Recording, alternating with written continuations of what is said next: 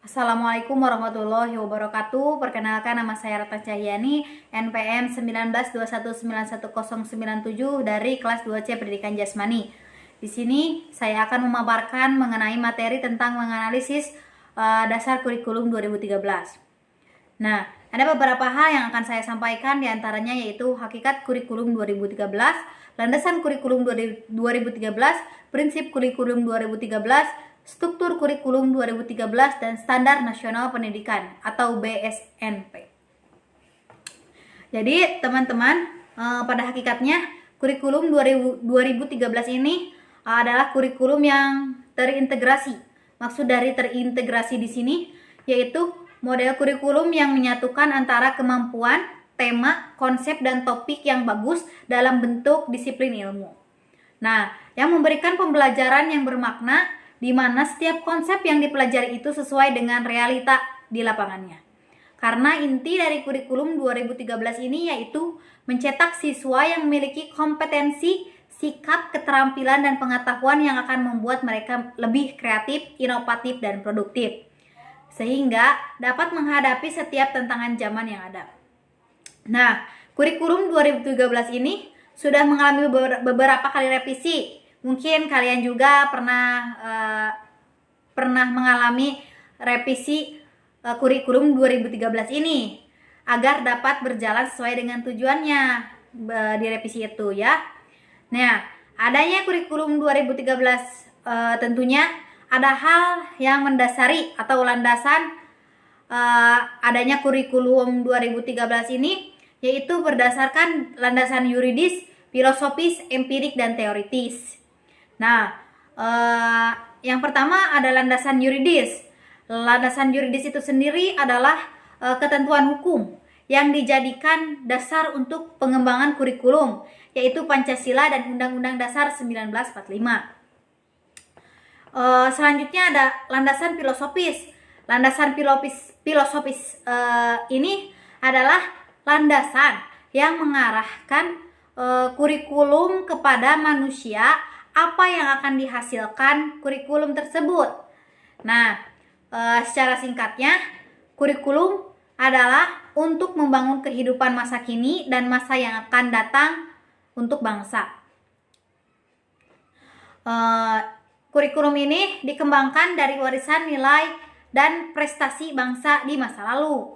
Kemudian diwariskan serta dikembangkan untuk kehidupan bangsa di masa depan.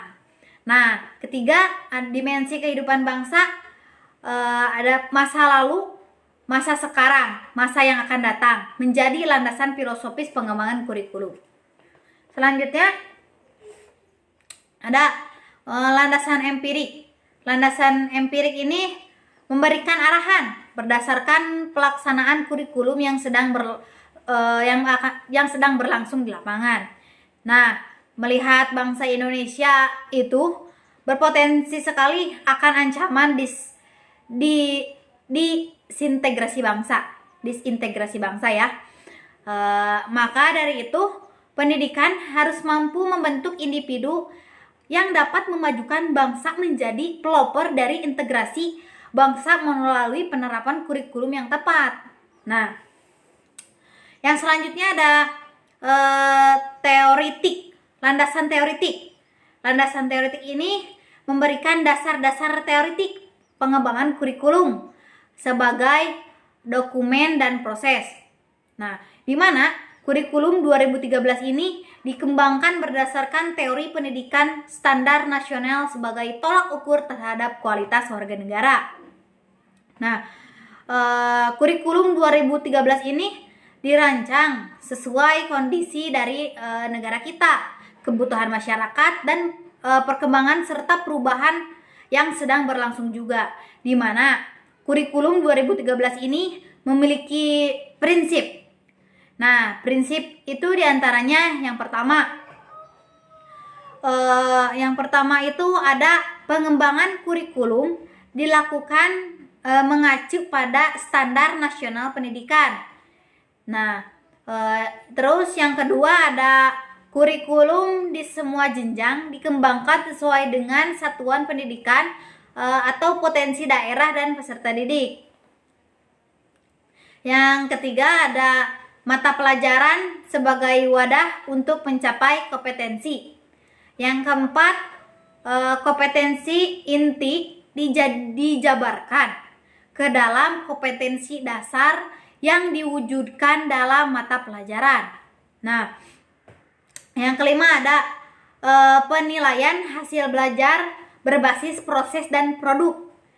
Yang keenam ada proses belajar dengan pendekatan ilmiah. Nah, yang ketujuh ada prinsip-prinsip yang lainnya ya.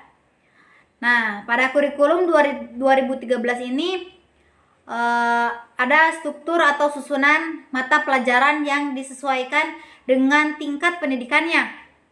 Misalnya pada tingkat dasar atau sekolah dasar ya, SD atau MI itu ada pendidikan agama dan budi pekerti, PPKN, bahasa Indonesia, matematika, IPA, IPS, seni budaya dan keterampilan.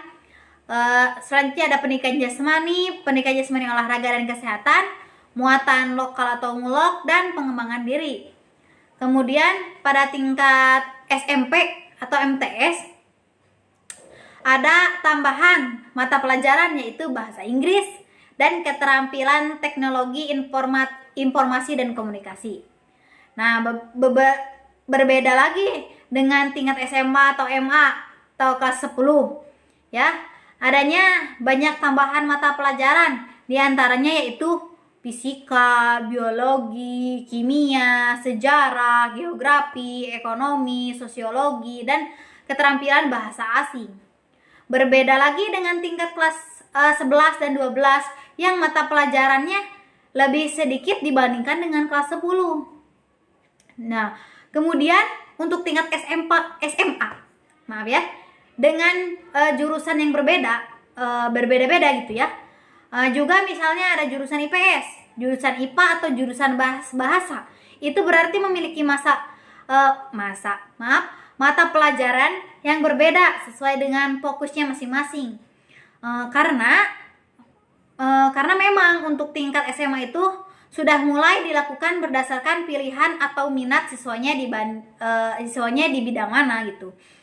Nah, lain pula dengan sekolah SMK ya. SMK itu tujuannya untuk menjadikan siswa mempunyai keahlian khusus di bidangnya, sehingga mata pelajaran pun akan disesuaikan dengan kebutuhan kompetensinya. Nah, di dunia pendidikan itu pasti ada pihak yang mengawasi atau memonitoring setiap pelaksanaan pendidikan agar pelaksanaannya berjalan sesuai dengan ketentuannya. Kemudian memberikan evaluasi terhadap pelaksanaan pendidikan itu yang sedang berlangsung. Nah, lembaga yang saya maksud itu adalah Badan Standar Nasional Pendidikan atau yang disebut BSNP ya.